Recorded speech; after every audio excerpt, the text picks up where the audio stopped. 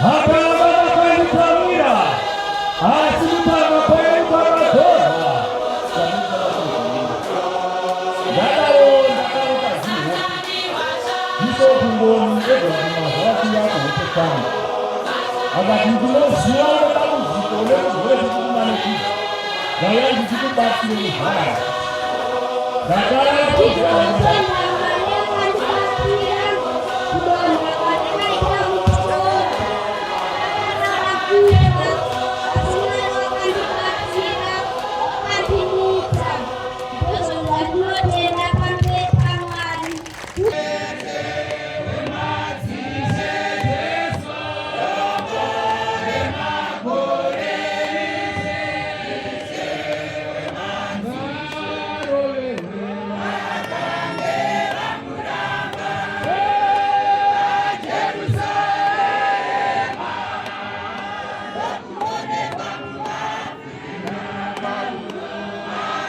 kwa Taura jokra zokwani akamanani wabasa